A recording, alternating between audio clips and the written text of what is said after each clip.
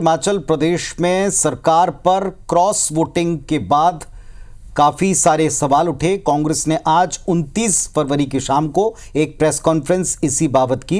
Press conference में यह कहा गया कि पार्टी और विधायकों के बीच के सारे मतभेद अब सुलझा लिए गए जी, और इसके साथ ही ये ऐलान भी किया गया है कि हिमाचल के सीएम सुखविंदर सिंह सुक्खू ही रहने वाले हैं।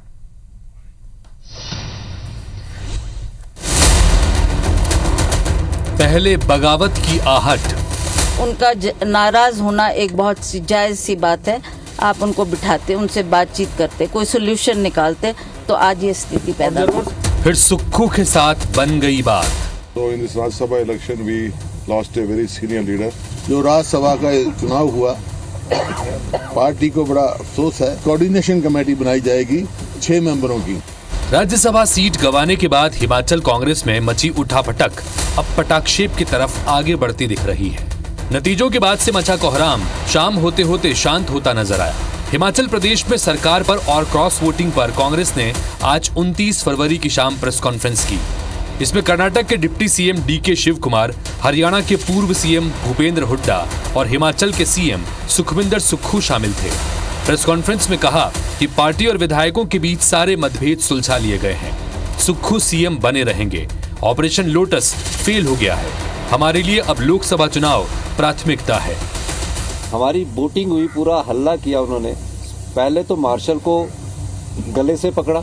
हमने सिर्फ 15 विधायक को निष्कासित किया जो उनका मिसबिहेवियर था, मार्शल के साथ उन्होंने बदतमीजी की।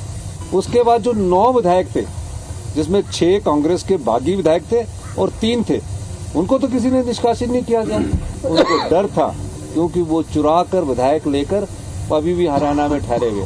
हमने ईमानदारी से सरकार चलाई है। जो राज्यसभा का चुनाव हुआ, पार्टी को बड़ा अफसोस है। सीट थी जो हमारी मानी जा रही थी पक्की, वो खोई। कोऑर्डिनेशन कमेटी बनाई 6 मेंबरों की। उसमें PCC president, chief minister, deputy chief minister व अन्य मेंबरों को जो है दिल्ली से जो अनाउंस किया जाएगा। So in this Rajya Sabha election we lost a very senior leader. I think our honorable chief minister accepted that some failure has happened, but it will not continue further. We are forming a coordination committee between the party and the government. We will announce from the Delhi the coordination committee which should be formed between them.